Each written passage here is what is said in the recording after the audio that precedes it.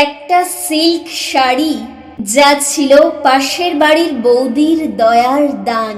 সেই শাড়ি পরে পায়ে ছেঁড়া কেডস আর পেট ভরা খিদে নিয়ে একটা বাসে চাপলেন তিনি। প্রথমবার শুটিংয়ে যাচ্ছেন। পাশের বাড়ির ছবির প্রথম দৃশ্যের জন্যে। নাম তখনও অনেকে জানতো না, কিন্তু চেহারার ভেতর একটা আত্মবিশ্বাস ছিল, আমি পারবো। ছবির সাদা রঙের নায়িকারা যখন গাল ভরা সংলাপ বলতেন, তখন তিনি এক কোণে ভিড়ের ভেতর দাঁড়িয়ে থাকতেন। এক্সট্রা হিসেবে রোজ পেতেন মাত্র 25 টাকা। তার মধ্যেও 10 টাকা চলে যেত দালালের পকেটে। হাতে থাকতো 15 টাকা। তাতেই সারতেন দিনের খাওয়া। অভাব আর সংগ্রামের মাঝে এক বুক স্বপ্ন নিয়ে এগিয়ে চলেছিলেন তিনি। কালের চাকা ঘুরল। সাবু নামের ডাক পেলেন সেই মহানায়কের কাছ থেকে, যিনি নিজেই পরে লিখলেন, এই মহিলার সঙ্গে অভিনয় করতে ভয় লাগতো। তিনি আর কেউ নন, বাংলা সিনেমার জীবন্ত কিংবদন্তি সাবিত্রী চট্টোপাধ্যায়। ভালোবাসতেন উত্তম কুমারকে।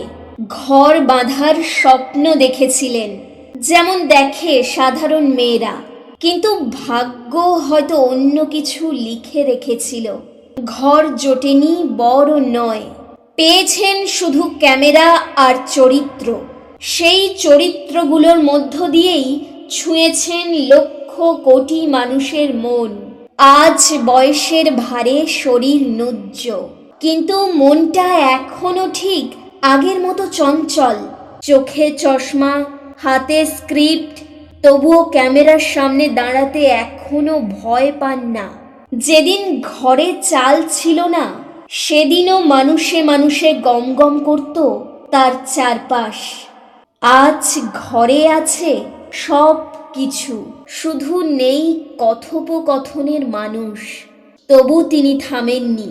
টিভির আলো, একাকিত্ব আর শুটিংয়ের অপেক্ষায় কাটছে তার প্রতিদিন। তিনি শুধু একজন অভিনেত্রী নন, তিনি এক সংগ্রামের নাম।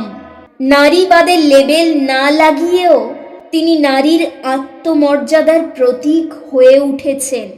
নিঃশব্দে করে গেছেন একটা বিপ্লব। তিনি সাবিত্রী চট্টোপাধ্যায়, আমাদের প্রজন্মের কাছে এক জীবন্ত পাঠশালা।